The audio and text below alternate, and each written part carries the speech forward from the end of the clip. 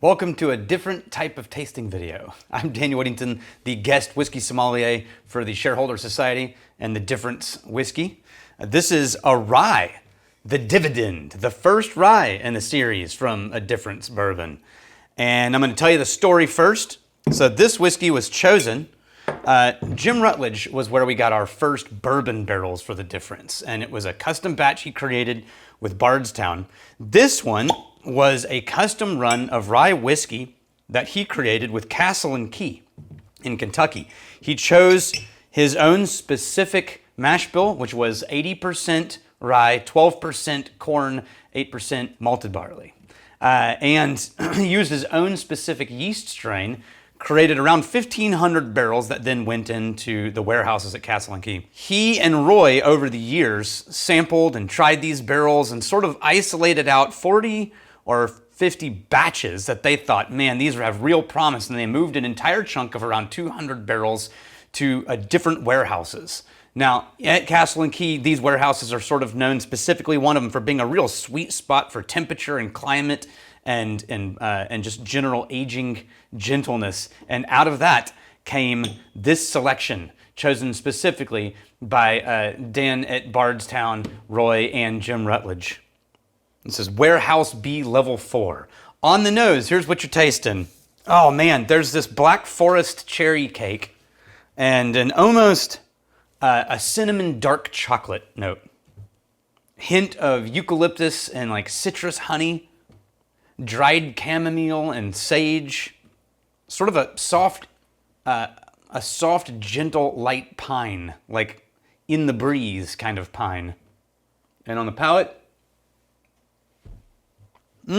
black pepper and horchata, like a cinnamon cream.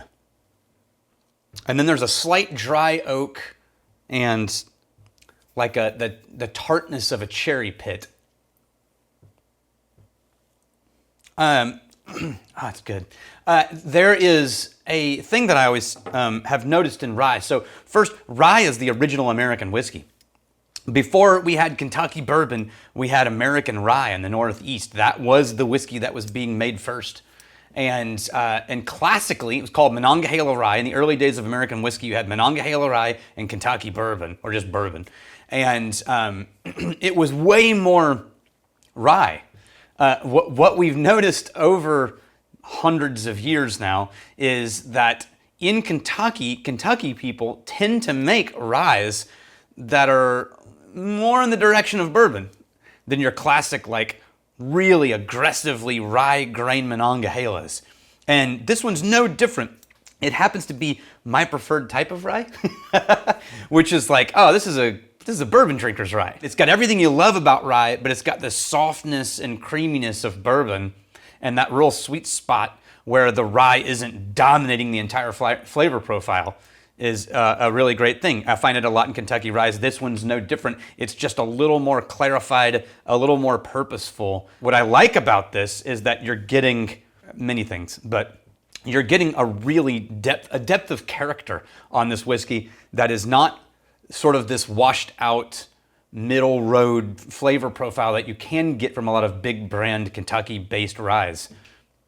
This one's full of flavor, beautiful aromas, nice, thick, rich palate. Yeah.